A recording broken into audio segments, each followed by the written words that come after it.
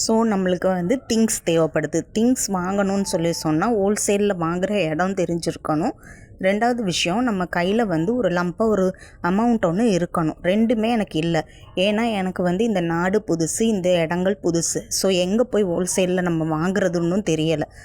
Purchase பண்ணுறதுன்றது தெரியலை. ரெண்டாவது விஷயம், பர்ச்சேஸ்க்கு உண்டான அமௌண்ட்டும் எப்படி நான் வந்து ரெடி பண்ணுறதுன்றது தெரியலை.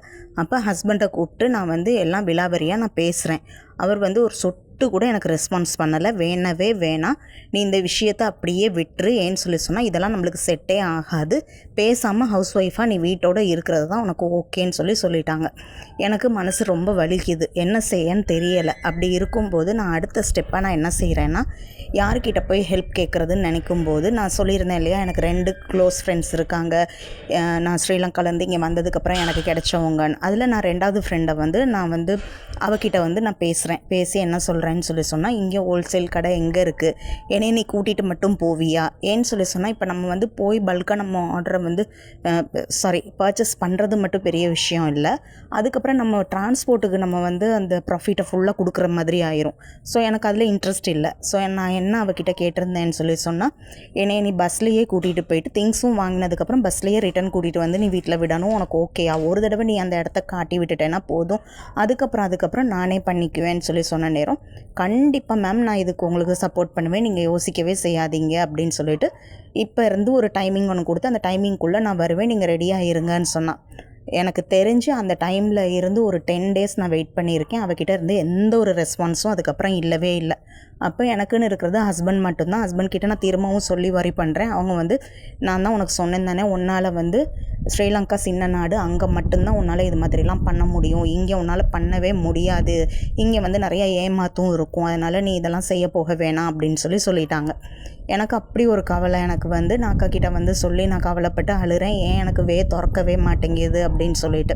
அதுக்கப்புறம் நானாகவே என்ன செய்கிறேன்னு சொன்னால், என்னோடய கொலுசை கொண்டு போயிட்டு, அதே மாதிரி நான் வந்து காதில் வந்து 2-3 மேல் காதெல்லாம் குத்தியிருக்கேன். ஸோ அதில் இருக்க சின்ன கம்மல், தோடு, அதே மாதிரி கால் கொலுசு, இது 2ஐயும் கொண்டு போய் அடகு வச்சுட்டு நான் என்ன செய்கிறேன்னா, ஒரு அமௌண்ட் ஒன்று ரெடி பண்ணிவிட்டு நான் என்ன செய்கிறேன்னு சொன்னால், எங்கள் ஏரியாலேயே, அதாவது இப்போ நாங்கள் இருக்கிற இடத்துல இருந்து ஒரு 2 ஸ்டாப் தூரத்தில் வந்து நம்மளுக்கு கோயில் இருக்குது. கோயில் சரௌண்டிங்கில் மட்டும் கொஞ்சம் எல்லா மாதிரி கடைகளும் இருக்குது. ஸோ அந்த கடையில் வந்து நான் என்ன செய்கிறேன்னு சொன்னால், சின்னதாக போய் பர்ச்சேஸ் பண்ணுறேன். ஸோ வந்து பொதுவாகவே ஸ்டேஷ்னரி கடை வச்சு ரன் பண்ணுறவங்களுக்கு தெரியும், அதில் ப்ராஃபிட்டே இருக்காது. இது வந்து ஒரு சர்வீஸ் தான், நம்ம வந்து அதனால் பெரிய ப்ராஃபிட் எதிர்பார்க்க முடியாது ஸ்டேஷ்னரி ஷாப்பில். ஆனால் அதையும் தாண்டி பார்த்திங்கன்னு சொன்னால், நம்ம ரீட்டைலாக இருக்க ஷாப்பில் போய்ட்டு நம்ம வந்து திங்ஸை வாங்கினோன்னா, அது நம்ம என்னென்னு நம்மளுக்கு வந்து அதில் ப்ராஃபிட் நம்மளுக்கு கிடைக்க போகுது. அப்புறம் எப்படி நம்ம வாடகை வந்து கட்ட முடியும், நம்ம கரண்ட் பில் கட்ட முடியும், நம்மளுக்குன்னு என்ன ப்ராஃபிட் எடுக்க முடியும், திரும்ப எப்படி பர்ச்சேஸ்க்கு நம்ம ஒதுக்க முடியும், நிறைய பிரச்சனைகள் இருக்குது.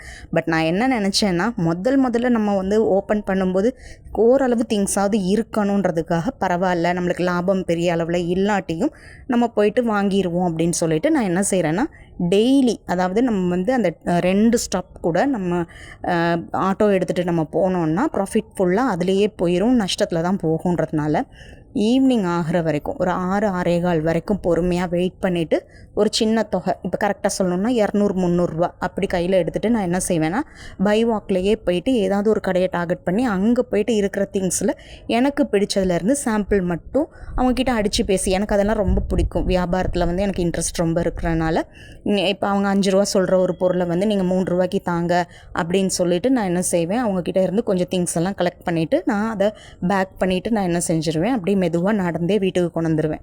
எங்கள் அக்கா சீரியஸ்லி வந்து கண்ணீர் விட்டு அழுதாங்க. என்னன்னு சொன்னால், ஏண்டி உனக்கு இப்படி ஒரு நிலமை, நீ வந்து எப்படி இருக்க வேண்டியவை, இன்றைக்கி நீ மூட்டை தூக்கிட்டு நீ வர்ற மாதிரி நீ வர்ற, இதுக்காக உன்னைய கல்யாணம் பண்ணி கொடுத்தோம். இல்லைக்கா, நம்மளுக்கும் கண்டிப்பாக நல்ல காலம் வரும்க்கா, இன்றைக்கி நான் ஃபஸ்ட் டைம் இப்படி பண்ணிகிட்ருக்கேன். பட் பார்த்தேன்னு சொன்னால், முதலாளியாக என் ஹஸ்பண்டையும் நான் உட்கார வச்சு அதுக்கப்புறம் நான் நல்லா முன்னேறிடுவேன். அதுக்கப்புறம் என்னோடய கடைக்கே வந்து இந்த மாதிரி பர்ச்சேஸ்க்கு குழந்தை சாமான் வாங்குற அளவுக்கு நம்ம நல்லா முன்னேறிடலாம்க்கா, இது ஸ்டார்டிங்கிறனால அப்படின்னு சொல்லி நான் சொல்லியிருந்தேன்.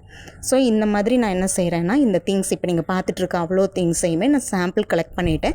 இதில் வந்து ஒரு சில திங்ஸ் எல்லாம் நான் என்ன செஞ்சிட்டேன்னா, பரவாயில்ல அப்படின்னு சொல்லிட்டு ஆன்லைன்லேயும் நான் ஆர்டர் போட்டு நான் எடுத்திருக்கேன். அதனால தான் நான் அந்தந்த பேக்ஸோடையே நான் இது வச்சு காட்டியிருக்கேன். அப்போ உங்களுக்கே ஈஸியாக வந்து பார்க்க முடியும் எது நான் வந்து ஆன்லைனில் நான் ஆர்டர் பண்ணி எடுத்திருக்கேன்னு சொல்லிட்டு.